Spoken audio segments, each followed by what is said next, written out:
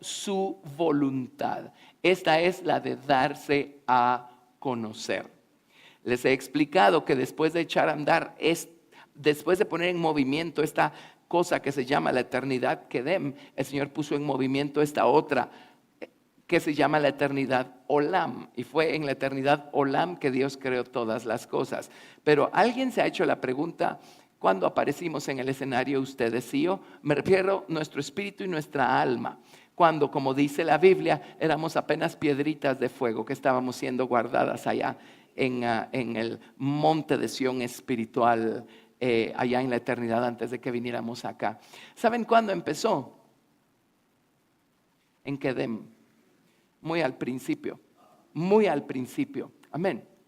¿Y saben cuándo trazó Dios su plan maestro para nosotros? Dios trata al hombre diferente que al resto de su creación, eso es un hecho, ¿sí? Por ejemplo, toda su creación, el Padre habló y el Hijo de Dios ejecutó y todas las cosas fueron creadas. Pero cuando llegó el momento de formar al hombre, el Padre y el Hijo, ambos se involucraron en el proceso de formar. El hombre tiene otra hechura, por eso nosotros somos tan importantes para el Señor.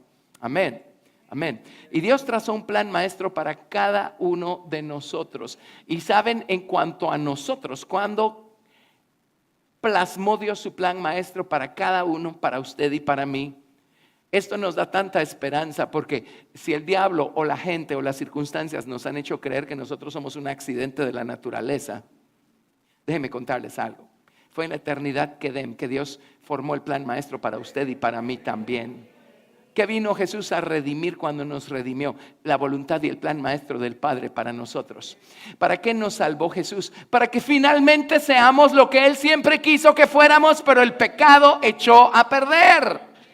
Amén. Él no está creando un nuevo plan con cada paso que damos y está rascándose la cabeza diciendo: bueno, vamos a ver qué se nos ocurre hoy para esta persona. No, Señor, eso viene de allá atrás. Eso viene de allá atrás. Qué importantes somos para Dios. Entendemos que Dios nos conocía desde antes de la fundación del mundo. Desde la eternidad Dios ya nos conocía. Dios ya tenía un plan para nosotros. Amén. Gracias, Jesús. Muy bien. Entonces allí tenemos el libro de Apocalipsis. Así es que déjenme contarles algo. Así como Dios creó todas las cosas para darse a conocer a ellas, cuando Dios formó al hombre y a la mujer, Dios hizo al hombre y a la mujer a su imagen y semejanza. Ahora pregunta: ¿con qué propósito creen que Dios lo hizo? Y Dios ya creó, según el libro del Génesis, las plantas, los animales, la tierra seca, las estrellas, todas las cosas. Dios ya las hizo. Y entonces hace al hombre y a la mujer a su imagen y semejanza. Bueno, y los pone en este planeta, los pone en el huerto que Dios plantó al oriente en Edén. ¿Para qué? Sabemos señorear, multiplicarse, llenar la tierra y sojuzgarla. Ok, además de eso, ¿para qué? Para alabarlo. Ok, además de eso, ¿para qué? Ahora, el Señor tomó una porción de su propio nombre. Y no importa el tamaño y lo que sea, si es que se puede medir en tamaño, eso es ridículo, ¿verdad? Estamos hablando de Dios. Pero cualquier porción de la naturaleza de Dios tiene la misma naturaleza que el resto de la naturaleza de Dios, ¿me explico? Entonces aquí adentro Dios puso algo que tiene que satisfacer la deuda de darse a conocer, ¿o no? ¿Para qué creen que Dios puso al hombre hecho a su imagen y semejanza en este planeta? Para dar a conocer a Dios al mundo natural que Dios creó. Para dar a conocer a Dios a este planeta. Esa es la razón por la que Dios hizo a los hombres a su imagen y semejanza, al hombre y a la mujer, para dar a conocer al Señor, a este planeta, al resto de la creación de Dios. Amén. ¿Sabe por qué está usted aquí hoy? Dios tiene un proyecto para usted. Usted tiene una razón de ser. Y no solo hay un plan maestro que Dios trazó para usted. Empecemos con que Dios lo hizo con la forma perfecta para encajar dentro de ese plan maestro. Vino Jesucristo y con su sangre rescató lo que se le había perdido y lo salvó y le dio vida nueva, vida eterna. Lo justificó, lo limpió de pecados, lo reconcilió con el Padre. Y ahora usted tiene un hombre nuevo que está creciendo en usted todos los días, todos los días. ¿Por qué nos tiene Dios aquí abajo? Si ya somos salvos, ¿por qué no de una vez mejor nos lleva ahí arriba y fin de todos los problemas y tribulaciones y angustias? No, Señor, porque Dios nos puso aquí para darlo a conocer a Él. Aquí estamos para darlo a conocer a Él. Amén. Gracias a Dios. Ahora la pregunta es, ¿cómo vamos a dar a conocer nosotros a Dios al resto de la creación de Dios en medio de la cual vivimos? ¿Cómo lo damos a conocer? A través de nuestras buenas obras. ¿De qué otra manera? Como aquellas personas que se pelean con alguien y reclaman porque no les guardaron un lugar para estacionarse y la persona está discutiendo y yo tengo derecho para estacionarme ahí porque no saben quién soy yo, y denle gracias a Dios que soy cristiano. ¿Estamos dando a conocer al Señor? No, lo único que hicimos fue dejar al descubierto cuán insensato es nuestro viejo hombre todavía. Amén. Bueno, Mateo 5:16. Mateo 5:16. Mateo capítulo 5, verso 16. Hay personas que dicen, y denle gracias a Dios que soy cristiano, porque si no le hubiera respondido de otra manera. No, o sea, el otro ni siquiera tiene que dar gracias a Dios de que usted es cristiano. Con esa actitud. ¿Me explico? Ok. Mateo 5, 16. Ok, leamos desde el 14. Mateo 5, 14. Vosotros sois la luz del mundo. Una ciudad asentada sobre un monte no se puede esconder, ni se enciende una luz y se pone debajo de un almud, sino sobre el candelero, y alumbra a todos los que están en casa. Así alumbre vuestra luz delante de los hombres, para que vean vuestras buenas obras y glorifiquen a vuestro Padre que está en los cielos. ¿Por qué son tan importantes estas buenas obras? Porque es la manera como damos a conocer al Padre, al resto de su creación. Amén. Entonces, no es cuánto sepamos, son nuestras acciones, son nuestras obras.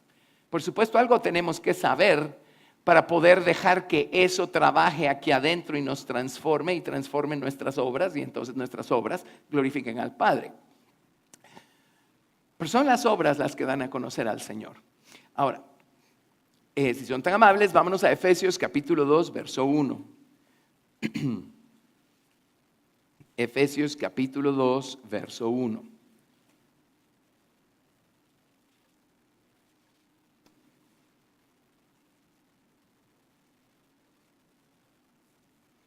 Del 1 al 10. Y van a ver cuán importante es esto de las buenas obras. Efesios 2, del 1 al 10. De hecho, si fuéramos a dar el estudio completo sobre nuestras buenas obras, ¿saben dónde tendríamos que ir? Al Sermón del Monte y repasar los 36 grados en este edificio de buenas obras que el Señor quiere construir en nosotros. Eso, pues estamos tratando de pasar a USB todas esas lecciones para que todos las tengan de acuerdo. Amén. Bueno, Efesios capítulo 2 del 1 al 10. Y Él os dio vida a vosotros cuando estabais muertos en vuestros delitos y pecados, en los cuales anduvisteis en otro tiempo, siguiendo la corriente de este mundo, conforme al príncipe de la potestad del aire, el espíritu que ahora opera en los hijos de desobediencia, entre los cuales también todos nosotros vivimos en otro tiempo, en los deseos de nuestra carne, haciendo la voluntad de la carne y de los pensamientos. Y éramos por naturaleza hijos de ira, lo mismo que los demás. Pero Dios, que es rico en misericordia, por su gran amor con que nos amó, aun estando nosotros muertos en pecados, nos dio vida juntamente con Cristo. Por gracia sois salvos. Y entre paréntesis, si Él, estando nosotros muertos en nuestros delitos y pecados, nos dio vida eterna, ¿cómo no hoy que vivimos por Jesucristo nos va a dar vida cuando necesitamos un poquito más de vida? Amén. Y juntamente con Él nos resucitó y asimismo nos hizo sentar en los lugares celestiales con Cristo Jesús, para mostrar en los siglos venideros las abundantes riquezas de su gracia en su bondad para con nosotros, en Cristo Jesús. Esto lo hemos discutido muchísimo. Esta es una de las citas clásicas que prueba que Dios tiene creaciones aguardando o esperando ser creadas allá en el futuro, y ellos van a saber acerca de la misericordia y la gracia del Señor Jesucristo a través del testimonio de los vencedores que hayan salido de este mundo. Amén. Su testimonio y el mío van a hacer que la gente conozca a Jesús en esas eternidades que vienen. Alguien dirá, ¿y por qué? Porque en esas edades que vienen en el futuro ya no hay pecado, ya no hay dolor, ya no hay lágrimas, ya no hay llanto, ya ni siquiera existe el mar del olvido, porque ya no hay lugar para el arrepentimiento. Son mundos que no van a pecar porque eso ya no existe.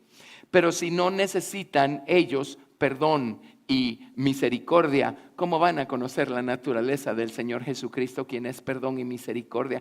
Tiene que ser a través del testimonio de alguien que tuvo la experiencia de haber estado perdido y haber sido encontrado. Amén.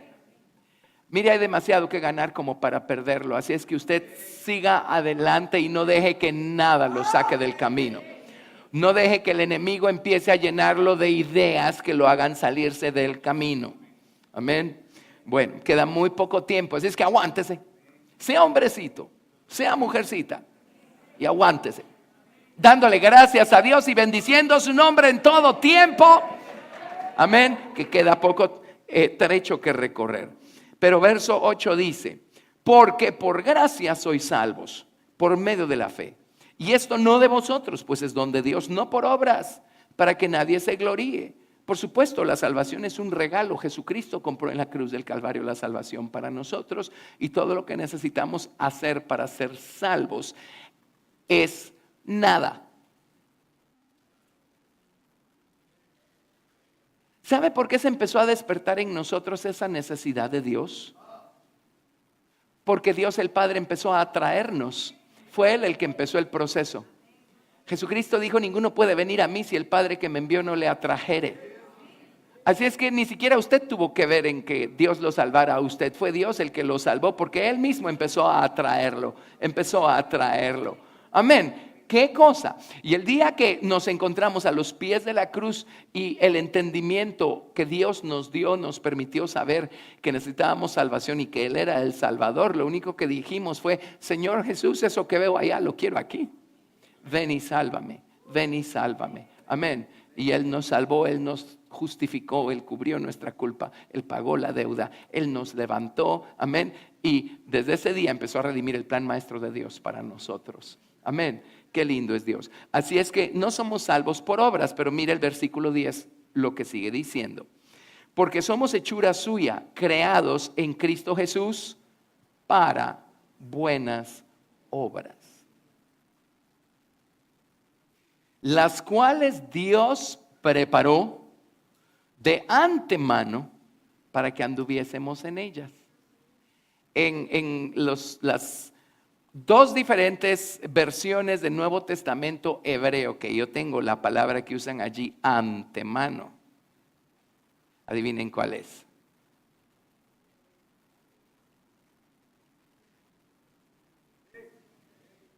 Kedem. Así es que Dios preparó las buenas obras en las que quiere que ustedes y yo andemos. Y esto lo preparó desde la eternidad, Kedem. No es nada que a Dios se le ocurrió en el camino. Amén. Hay un plan, hay un propósito. Usted es importante.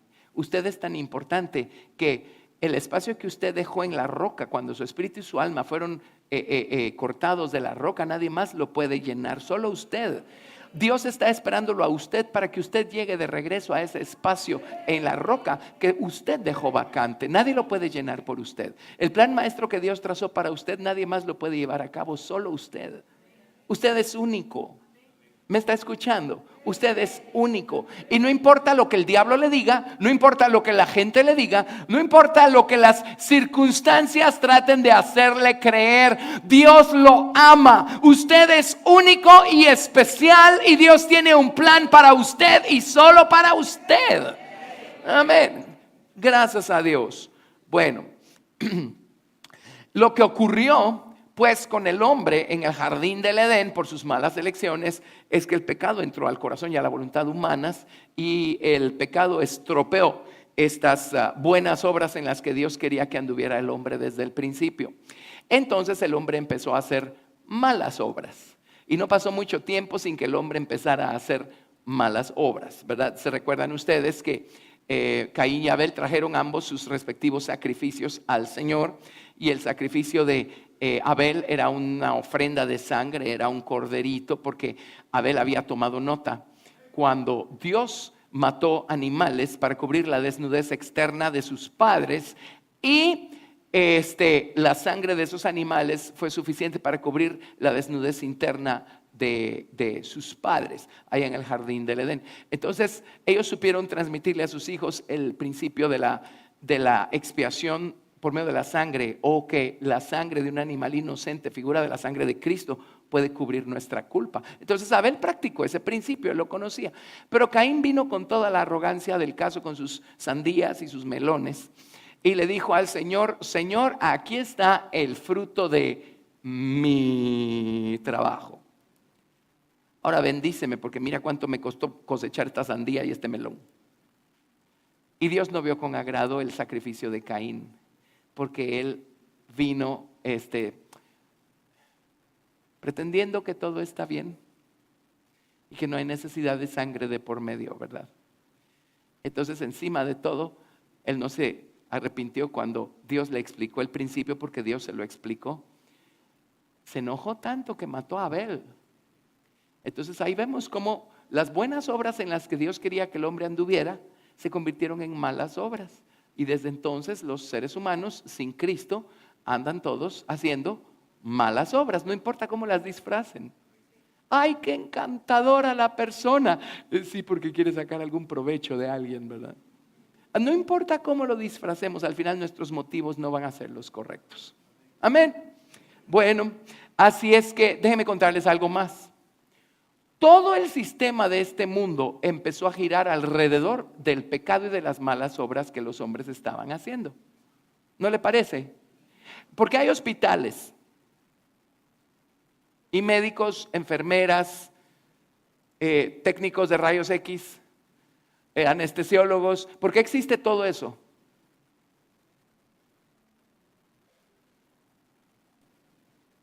¿Por qué existen los hospitales? Porque la gente se enferma. ¿Y por qué se enferma la gente? A causa del pecado. Al principio no fue así. Si no hubiera pecado, no existiría todo el sistema de sanidad y salubridad y medicina y todo lo demás. ¿Por qué existen los magistrados, los jueces, los abogados, los juzgados y todas esas cosas? ¿Por qué existe el cuerpo de policía, el ejército y todas las fuerzas de seguridad? ¿Por qué existen? Por causa del pecado. Porque el hombre abunda en malas obras y necesita que lo restrinjan, ¿verdad? ¿Me explico? Todo el sistema de este mundo existe y funciona a causa del pecado. Entonces, ¿qué creen que va a pasar cuando Dios le ponga fin al pecado? En el milenio ya no va a existir nada de eso. Ya no hay enfermedades, ya no hay maleantes, ni malhechores, ni fascinerosos, ni todas esas cosas. Ya no va a existir eso. Amén. Todos vamos a estar en paz. Y se acuerdan que va a ser la gente con sus armas de guerra y todas sus cosas esas. Las van a convertir en herramientas para la labranza. Y por si no lo sabía, y le guste o no, en el milenio vamos a volver a una sociedad agrícola. Así es que disfrute de toda su tecnología, todo lo que quiera. Mientras dure. Pero en el milenio vamos a volver a una sociedad agrícola. Y todo el mundo va a estar en paz. Porque al diablo lo tienen amarrado, no porque no haya gente que no necesite ser probada todavía. Amén. Al final del milenio sueltan al diablo por un breve periodo de tiempo. ¿Y en qué cabeza cabe que va a engañar a millones?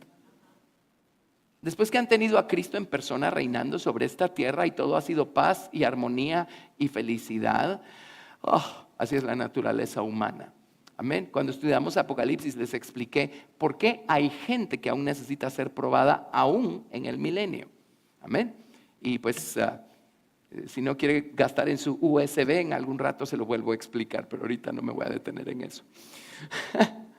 ¿Cómo dio a conocer Jesucristo a su Padre? Leamos ese. Juan capítulo 10, verso 37. Juan 10, 37. Cuando Jesús vino a la tierra, ¿cómo dio a conocer al Padre? Juan 10, 37.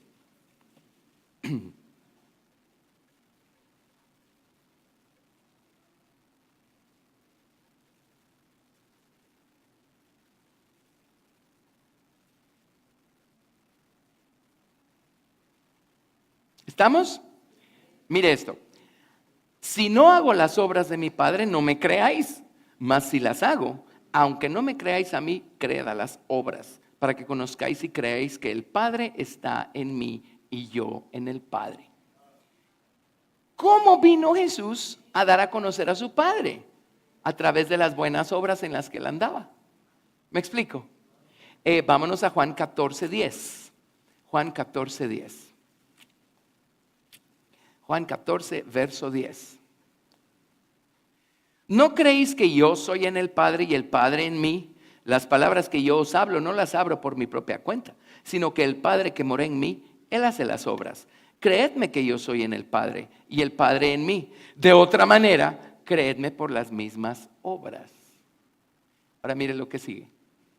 De cierto os digo, el que en mí cree, las obras que yo hago, Él las hará también, y aún mayores hará, porque yo voy al Padre. ¿Adivinen qué? Cuando Jesús murió y fue resucitado por la gloria del Padre, Él fue hecho omnipresente, quedó hecho uno con la divinidad. Estoy hablando de Jesús, el hombre resucitado, quedó hecho uno con la divinidad y fue hecho omnipresente de tal manera que a partir de allí cualquier hombre que en Él crea, amén, y diga: Señor Jesús, ven a mi corazón.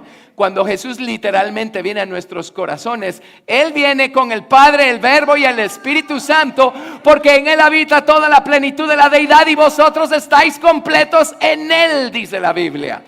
Amén. Entonces ahora Cristo está en nosotros, el Padre está en nosotros, el Espíritu Santo está en nosotros. ¿Para qué llegaron a nosotros? Número uno, para rescatarnos del estado en el que nos encontrábamos a causa del pecado. Número dos, para hacer Cristo en nosotros las buenas obras que Dios preparó de antemano para que nosotros anduviéramos en ellas y dar a conocer al Padre. Amén. A todo nuestro entorno. ¿Sí? Cuando decimos, hermano, sirva al Señor, hable de Cristo, dé testimonio. Realmente lo que estamos diciendo es: deje brillar su luz delante de los hombres a través de sus buenas obras, porque este mundo está en tinieblas, está pereciendo. El príncipe de la potestad del aire está trabajando rápido, está trastornando la mente pensante de los seres humanos y ya está haciéndolos pensar de cabeza. Corramos rápido con la verdad, dejemos brillar nuestra luz. Y en el Sermón del Monte Jesucristo dice cosas como: si los hieren en una mejilla, pongan la otra. Si los obligan a llevar carga una milla, vayan con ellos dos. Amén. Si les quitan su manto, agarren su túnica, quítensela y dénsela también. Amén. Nuestras obras de justicia. ¿De cuántas maneras dejamos nosotros brillar nuestra luz para que conozcan al Padre?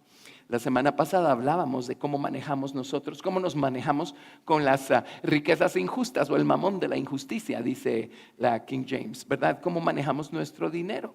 Cómo somos a la hora de pagar salarios o a la hora de administrar algo que es de alguien más. Esa rectitud con la que nosotros andemos nos hace dejar brillar nuestra luz delante de los hombres. Amén. Bueno, este tema obviamente es enorme. Entonces, ¿saben qué? En media hora voy a tratar de darles todo el libro de Tito. Vámonos a Tito. ¿Qué creen si lo vamos a lograr? Porque habla por sí solo. Entonces vámonos allí y la otra semana vemos otros increíbles principios. Amén. Libro de Tito. Tito menciona la palabra buenas obras un montón de veces. Solo tiene 3 capítulos, ya se había asustado usted. Así es que hagamos un recorrido por Tito y la otra semana hacemos otras cosas. Quiero conectar el Salmo 15 con el Salmo 24 y con Isaías 33, 14 al 17. Amén, pero eso no lo vamos a hacer hoy obviamente. ¿Estamos en Tito? Muy bien. Si ustedes leen con cuidado el mensaje de los apóstoles a través de sus epístolas, eso sonó chistoso. El mensaje de los apóstoles a través de sus epístolas. Había una persona que pues hablaba inglés, español era su segundo idioma y cuando predicaba de los apóstoles decía los apóstoles. Ahora las epístolas no son las esposas de los apóstoles, son las cartas que escribieron los apóstoles. Pero si ponemos atención, básicamente el mensaje, ¿saben cuál es? Hablan, por supuesto, acerca de crecer en Cristo. Por favor, el libro de Efesios es el que nos enseña a crecer a la medida de la estatura de la plenitud de Cristo. Pero si lo analizan, el gran grueso de las epístolas es sus obras, sus obras, sus obras, sus obras. Ya son salvos cómo se están portando, ya son salvos cómo están actuando, ya son salvos cómo están razonando, ya son salvos cómo están tratando a los demás. Amén. Ese es básicamente el mensaje de las epístolas. ¿Sí? Así es que empecemos. Tito, por supuesto, no es la excepción. Y Pablo les mandó esta carta a Tito y tiene cosas maravillosas. Esta carta es muy similar a las cartas que le mandó a Timoteo. Dice, Pablo, siervo de Dios y apóstol de Jesucristo, conforme a la fe de los escogidos de Dios y el conocimiento de la verdad que es según la piedad, en la esperanza de la vida eterna, la cual Dios, que no miente, prometió desde antes del principio de los siglos. Aquí podría detenerme y regresarlos al libro de Efesios.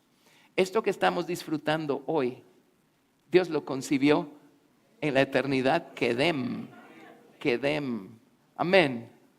La próxima vez que el diablo le diga, a ti nadie te quiere, tú no le importas a nadie, usted agarre citas como esta. La cual que Dios, que no miente, prometió desde antes del principio de los siglos. Y diga, yo no empecé a existir ayer, pues. Dígale eso al diablo. Ok, y el plan de Dios no empezó ayer para nosotros. Muy bien. Dice, y a su debido tiempo manifestó su palabra por medio de la predicación que me fue encomendada por mandato de Dios, nuestro Salvador, a Tito, verdadero hijo en la común fe. Así es que esta carta es para nosotros también, porque nosotros también somos verdaderos hijos en la común fe. Gracia, misericordia y paz de Dios nuestro Padre y del Señor Jesucristo nuestro Salvador. Entonces viene y empieza.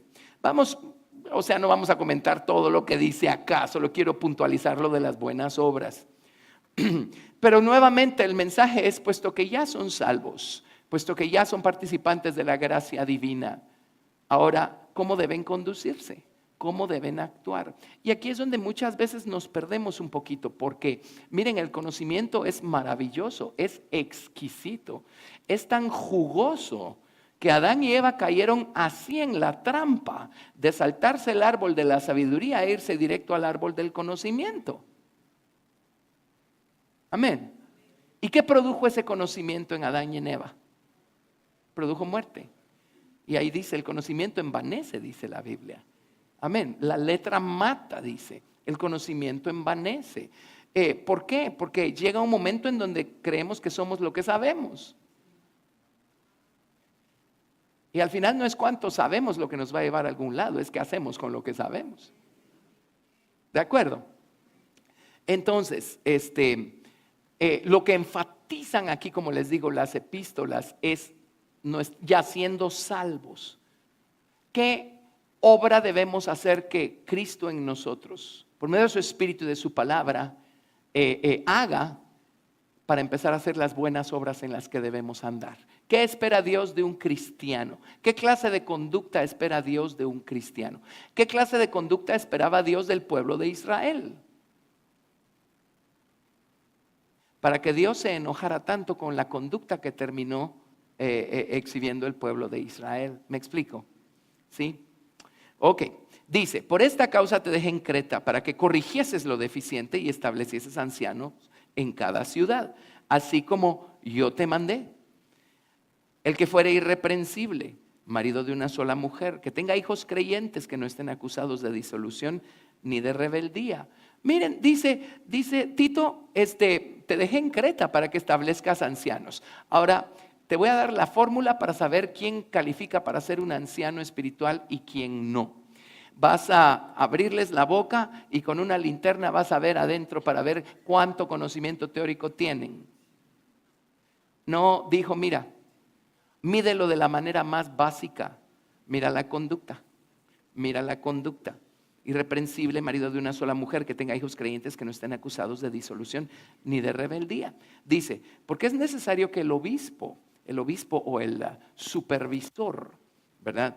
Es necesario que el obispo sea irreprensible como administrador de Dios, no soberbio, no iracundo, no dado al vino, no pendenciero, no codicioso de ganancias deshonestas, sino hospedador, amante de lo bueno, sobrio, justo, santo, dueño de sí mismo, retenedor de la palabra fiel tal como ha sido enseñada, para que también pueda exhortar con sana enseñanza y convencer a los que contradicen. Así es que dice, sí, tiene que ser una persona en quien la palabra de Dios mora en abundancia y una persona hábil para dividir correctamente la palabra de verdad, como dice en Timoteo. Pero dice, pero por el otro lado, mira su conducta, mira cómo se conduce.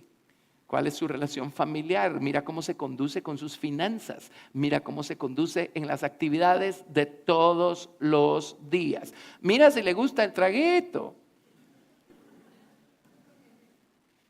Para ver quién es esclavo de quién. Si los deseos de la carne están sujetas a él o si él está sujeto a los deseos de la carne. Porque si la persona está sujeta a los deseos de la carne, imagínense darle mayor responsabilidad en la casa de Dios. ¿Cómo vamos a parar? Y el problema es que no solo la persona para mal, se pasa arrastrando a todos los demás. ¿Me explico? Entonces, ¿de qué está hablando? De la conducta. De la conducta. Verso 10. Porque hay aún muchos contumaces, habladores de vanidades y engañadores. Mayormente los de la circuncisión. Y en esos tiempos los judaizantes trabajaban duro para hacer volver a la gente a sujetarse, a empezar a pretender ser justificados por guardar los rituales de la ley. Y es algo con lo que lidiaron los primeros apóstoles. Ahora, interesantemente, al final de los tiempos nos encontramos con lo mismo y otras cosas. Dice, a los cuales es preciso tapar la boca, que trastornan casas enteras, enseñando por ganancia deshonesta lo que no conviene. Uno de ellos, su propio profeta, dijo, este es un poeta cretense que se llamaba Epiménides. Dijo, los cretenses, siempre mentirosos, malas bestias, glotones ociosos. Este testimonio es verdadero, dice Pablo. Por tanto, repréndelos duramente para que sean sanos en la fe. O sea, si ya son creyentes, ¿cómo van a seguir conduciéndose como el resto de la gente que no es creyente? No atendiendo a fábulas judaicas ni a mandamientos de hombres que se apartan de la verdad. Todas las cosas son puras para los puros, mas para los corrompidos e incrédulos nada les es puro, pues hasta su mente y su conciencia están corrompidas. Amén. No comento, sino me quedo allí y ya no sigo. Profesan conocer a Dios, pero con los hechos lo niegan, siendo abominables y rebeldes, reprobados en cuanto a toda buena obra, pero profesan conocer a Dios. Entonces dicen, no escuches lo que dicen, mira lo que hacen.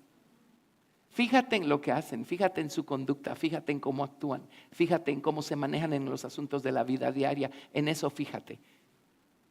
¿Lo ven?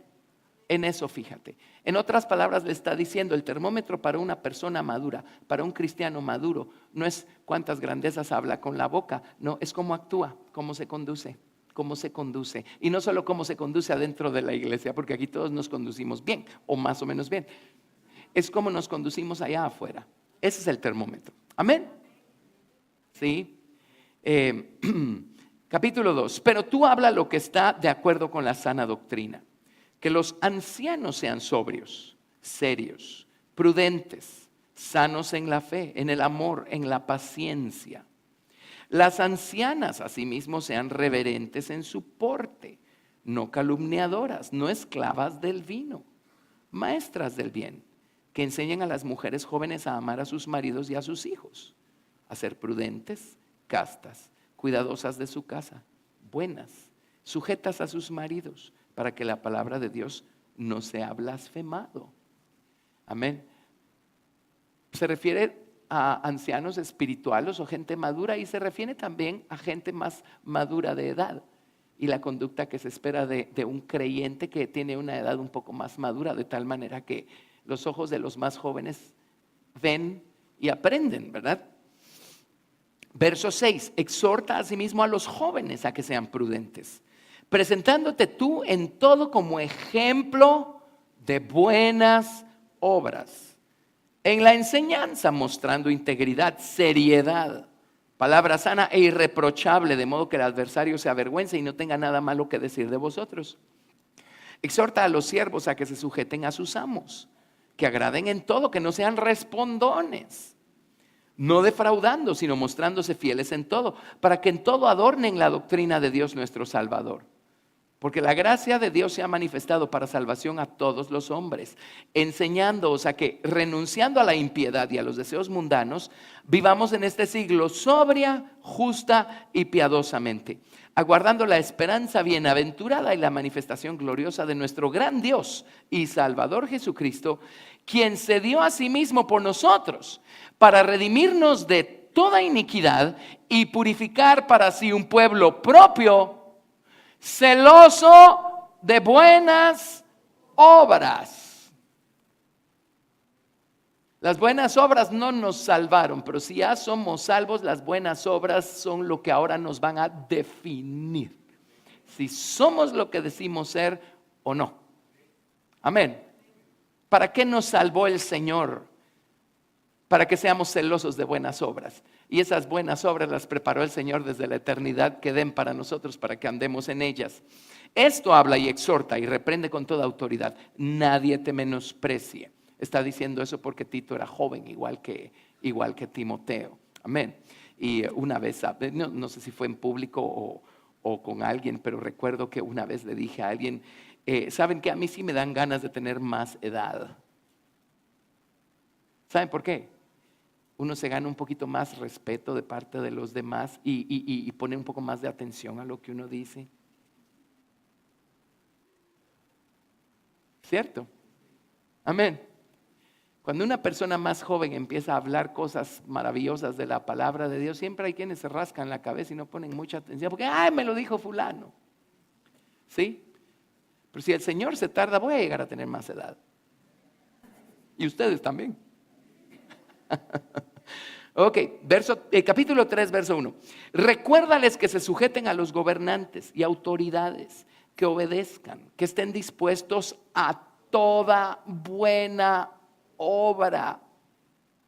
Entonces, las buenas obras incluyen el respeto a las autoridades eclesiásticas, las autoridades civiles. Amén. El respeto a cualquier forma de autoridad. ¿Cómo se llamarían los maestros? Autoridades educativas. Eso suena bien. Amén. Eso es parte de nuestras buenas obras, ¿sí? Que a nadie difamen, que no sean pendencieros, eso es peleoneros, sino amables, mostrando toda mansedumbre para con todos los hombres. Porque nosotros también éramos en otro tiempo insensatos, rebeldes, extraviados, esclavos de concupiscencias y deleites diversos, viviendo en malicia y envidia, aborrecibles y aborreciéndonos unos a otros. Pero cuando se manifestó la bondad de Dios nuestro Salvador y su amor para con los hombres, Nos salvó, no por obras de justicia que nosotros hubiéramos hecho, sino por su misericordia, por el lavamiento de la regeneración y por la renovación en el Espíritu Santo, el cual derramó en nosotros abundantemente por Jesucristo nuestro Salvador, para que justificados por su gracia viniésemos a ser herederos conforme a la esperanza de la vida eterna.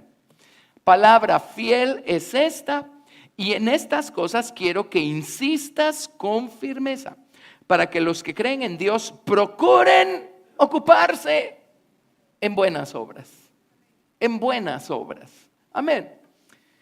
Estas cosas son buenas y útiles a los hombres, pero evita las cuestiones necias y genealogías y contenciones y discusiones acerca de la ley, porque son vanas y sin provecho. Aquellas discusiones teológicas de cosas que ni siquiera son útiles, ¿verdad? Al hombre que cause divisiones después de una y otra amonestación, deséchalo, sabiendo que el tal se ha pervertido y peca y está condenado por su propio juicio. Cuando envíe a ti a Artemas o a Tíquico, apresúrate a venir a mí en Nicópolis, porque allí he determinado pasar el invierno. A Zenas, intérprete de la ley, y a Apolos, encamínales con solicitud, de modo que nada les falte. Y aprendan también los nuestros a ocuparse en buenas obras, para los casos de necesidad, para que no sean sin fruto. Así es que darle al más necesitado también es parte del paquete de las buenas obras. Todos los que están conmigo te saludan. Saluda a los que nos aman en la fe. Saluden de regreso a Tito, porque Pablo dijo que nos saludara a nosotros. La gracia sea con todos vosotros. Amén. Ese es básicamente el mensaje del Nuevo Testamento. ¿Ya son salvos? ¿Dónde están las buenas obras? ¿Dónde está la conducta cristiana? ¿Dónde está la conducta cristiana? Amén. Me tomó 10 minutos darles Tito. Eso está buenísimo. Si lo hubiéramos comentado hubieran sido como 10 horas. Pero ahora, eso significa que puedo llevármelos a Primera de Pedro capítulo 2. Primera de Pedro capítulo 2. Es algo que hemos discutido mucho también en el pasado. Perdón, es Segunda de Pedro, disculpen. Espérenme. No, sí. No. Tengo Primera de Pedro capítulo 2 y Segunda de Pedro capítulo 1. ¿Cuál de las dos quieren? Les voy a dar las dos. Primera de Pedro capítulo 2, versos del 9 al 18. Creí que había visto mal y todo el tiempo estaba viendo bien. Primera de Pedro 2, del 9 al 18. Mas vosotros sois linaje escogido, real sacerdocio, nación santa, pueblo adquirido por Dios, para que anunciéis las virtudes de aquel que os llamó de las tinieblas a su luz admirable.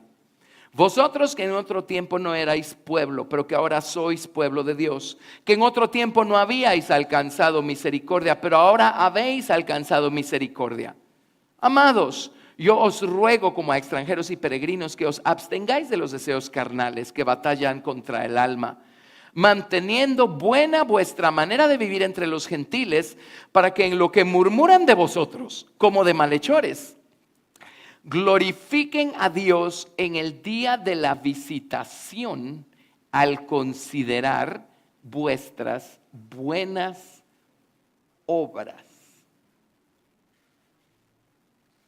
Ahora, ¿cuál es el día de la visitación? Si agarra su concordancia de Strong y traza esta expresión, el día de la visitación es el día de la ira de Dios. La tribulación va a durar 3 años y medio, por si no lo sabía, ya lo sabe. Y al final de la tribulación Dios va a derramar estas 7 copas de ira, y esa es la consumación de la ira de Dios.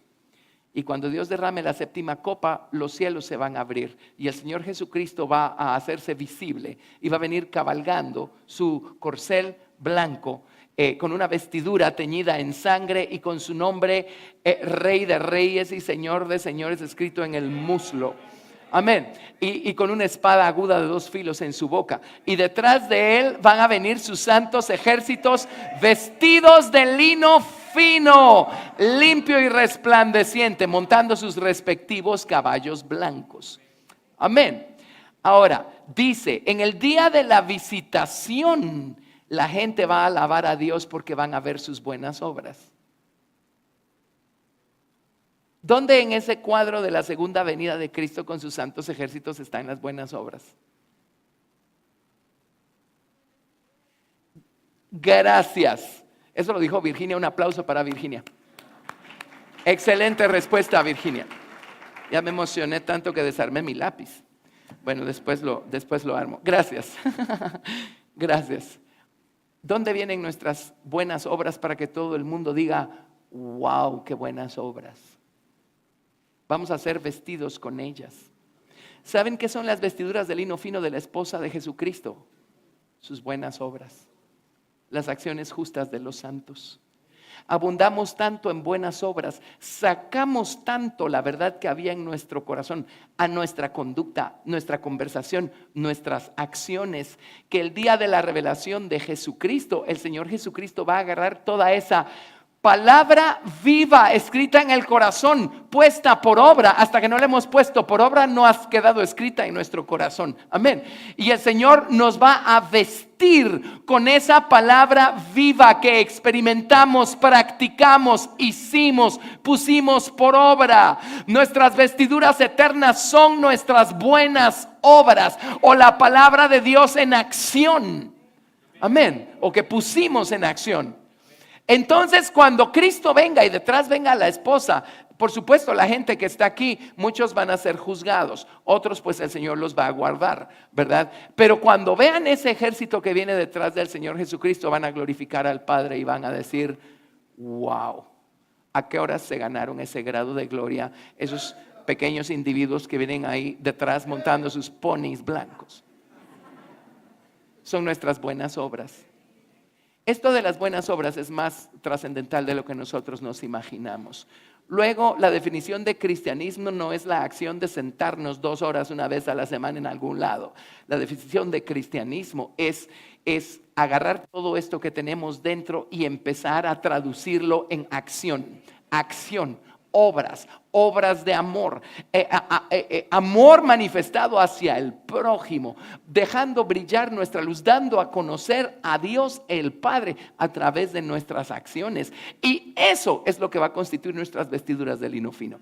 Y hace poco les dije, y eso es lo que forma los muros de jaspe alrededor de la nueva ciudad. Amén. Y eso es lo que forma las 12 puertas de perla en esos muros de jaspe alrededor de la nueva ciudad. La esposa de Cristo no es gente llena de teorías. La esposa de Cristo es gente llena de obras.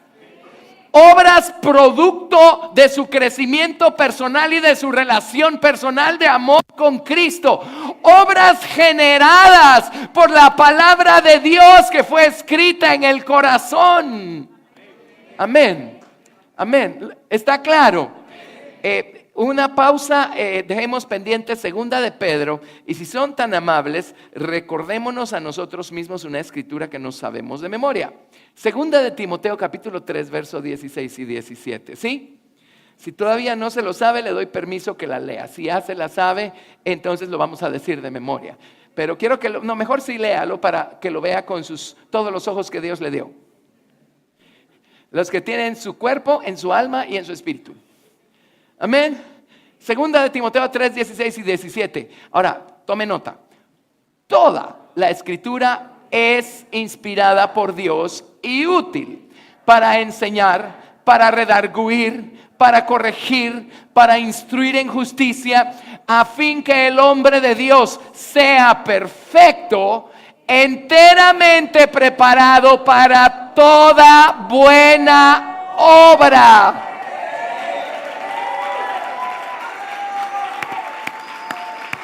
¿Qué va a generar esas buenas obras? El dejar que la palabra de Dios me enseñe, me señale. Ahí puedes mejorar. Aquí tienes que cambiar. Amén. Me enseñe, me redarguya. Ay, Señor, perdóname, me estoy quedando corto.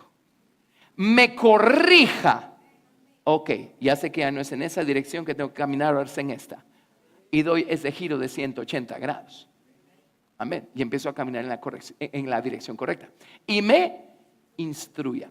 Una persona instruida es una persona que ha tenido la experiencia con esa teoría. Amén. Eso me va a hacer perfecto en buenas obras. Eso va a generar una conducta a través de la cual yo voy a dar a conocer al Padre, a mi entorno. ¿De acuerdo? Amén. Y ahora sí, segunda de Pedro 1 desde el verso 1. Segunda de Pedro 1 desde el verso 1.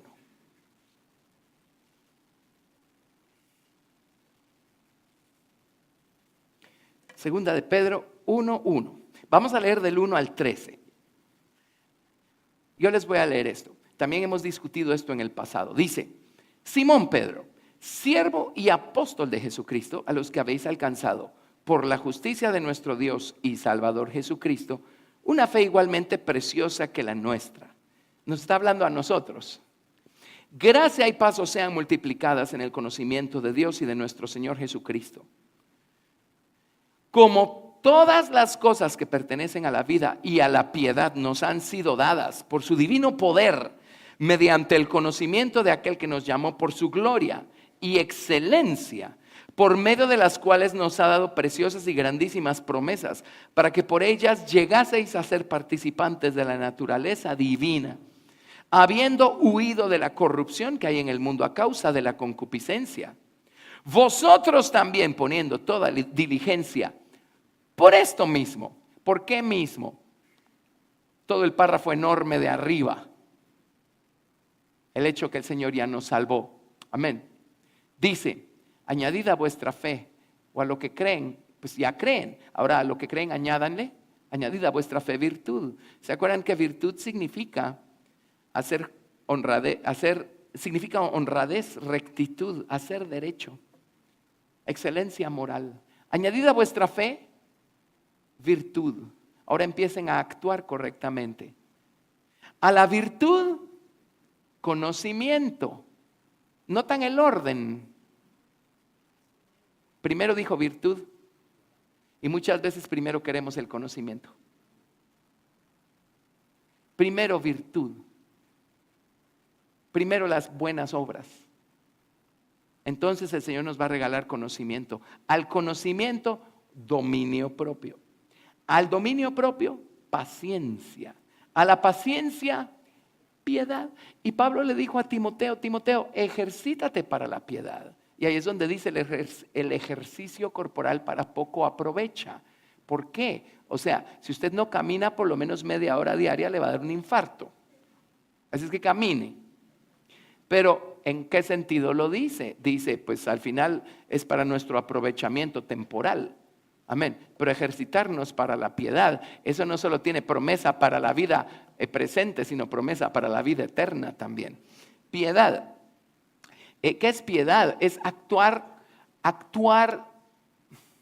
buscando el agrado de Dios, para dar una definición muy sencilla de piedad. Reverencia a Dios, ¿verdad? En nuestras acciones, en nuestras actitudes. A la piedad añadamos afecto fraternal, o la relación nuestra para con los demás. Y al afecto fraternal, amor o caridad. Ahora oigan esto: porque si estas cosas están en vosotros y abundan, y todo lo que dijo arriba son acciones, ¿verdad? Abundan, no os dejarán estar ociosos ni sin fruto en cuanto al conocimiento de nuestro Señor Jesucristo. Pero el que no tiene estas cosas tiene la vista muy corta, es ciego, habiendo olvidado la purificación de sus antiguos pecados. Por lo cual, hermanos, tanto más procurad hacer firme vuestra vocación y elección, porque haciendo estas cosas no caeréis jamás. Porque de esta manera os será otorgada amplia y generosa entrada en el reino eterno. Esta es la nueva Jerusalén de nuestro Señor y Salvador Jesucristo. Haciendo estas cosas no caeréis jamás, y no vamos a estar ociosos ni sin fruto en cuanto al conocimiento de nuestro Señor y Salvador Jesucristo. Así es que, ¿en qué se resume nuestra vida cristiana? No en estar conscientes y pendientes de cuánto puedo yo obtener de los demás, y de cómo me trataron, y de qué me hicieron, y de qué me dijeron, y de que no me hablaron, de que sí me hablaron. No, dice: ¿qué cosas tenemos que hacer para no estar ociosos ni sin fruto y para no caer jamás? Estar pendientes nosotros de abundar en buenas obras y de darnos a los demás, buscando dar a conocer al Padre delante de los hombres. Amén. Eso nos va a estar haciendo ser fructíferos para siempre. ¿De acuerdo? Punto y coma. Amén. ¿Aprendimos algo? Estas cosas hablan solas, ¿verdad? Hablan solas. Así es que vivamos conscientes, no de qué puede hacer Dios por nosotros o alguien más por nosotros. Vivamos conscientes de qué podemos hacer hoy nosotros por el Señor y para alguien más. Amén. Pongámonos en pie y vamos a bendecir al Señor. Qué maravilla es poder entender estas cosas y poder darles el lugar que estas cosas merecen. Amén. Gracias, Jesús. Un mensaje muy sencillo, muy básico, pero muy atinado para el momento. ¿Quiénes están de acuerdo? Bueno, démosle al Señor toda la gloria. Demos gracias a Dios. Señor, te damos gracias. Bendito Dios, gracias por tu bondad, por tu amor, por tu fidelidad en una vez más tocarnos por medio de tu Espíritu Santo, abrirnos las Escrituras y enseñarnos, darnos luz para el camino, enseñarnos tu voluntad. ¿Cuál es tu voluntad? ¿Cuál es tu plan maestro para nosotros? Padre, Señor Dios, a través de Jesús, completa la obra que empezaste en nosotros y redime todo ese plan maestro, todas esas buenas obras en las que tú quieres que andemos. Esas buenas obras que tú preparaste desde la eternidad que den para nosotros. En otras palabras, no te detengas hasta no ver que seamos todo lo que quieres que seamos y hagamos todo lo que quieras que hagamos. Ayúdanos a abundar en buenas obras, Señor. Haznos ser un reflejo de tu gloria en este mundo que perece. Haznos dar a conocer al Padre a través de nuestra conducta, nuestra conversación, nuestras acciones, nuestras actitudes. Perdónanos, Señor, porque muchas veces y egoístamente estamos solo esperando ver cómo se van a conducir los demás para con nosotros. Y no es eso a lo que tú nos llamas. Tú nos has llamado a conducirnos nosotros con toda piedad, de una manera digna de tu nombre, delante de los demás. Ayúdanos, Señor, a estar pendientes, Padre Santo, de reflejar tu gloria donde haya una necesidad, aun donde no la haya. Señor Dios, ayúdanos, Señor, a estar conscientes, Señor, Padre, de manifestarle tu amor a alguien, Señor. Ayúdanos, Señor Dios, a trastornar nuestro entorno a través de nuestra conducta, a través de nuestras palabras, de nuestras respuestas. Señor Dios, que la gente pueda verte a ti a través de nosotros. Señor, oramos que toda la palabra que conocemos y aún no está escrita en nuestros corazones, porque no la hemos vivido y experimentado todavía. Oramos, Padre Santo, que en el tiempo que queda avives esas porciones de tu palabra que está en nosotros. Vivifiques esas semillas que están ya plantadas en nuestro corazón y en nuestra mente, y permitas que den mucho fruto, Señor. Mucho fruto, mucho fruto. Señor, perdónanos, Señor, si en vez de andar en buenas obras, muchas veces somos participantes de alguna murmuración, de algún pleito, de algún chisme, de alguna cosa, y no hemos edificado. Perdónanos por habernos desubicado, por habernos desorientado, y ayúdanos, Señor Dios, a estar bien ubicados, abundando en buenas obras, procurando abundar en ellas, como nos lo manda tu palabra. Gracias por tu palabra, por tu Espíritu, por tu amor y por Cristo Jesús en nosotros, quien es nuestra esperanza de gloria. Te amamos. Oro que nos guardes y nos ayudes a todos a hacer lo que debemos ser en esta semana y a dejar brillar nuestra luz delante de los hombres.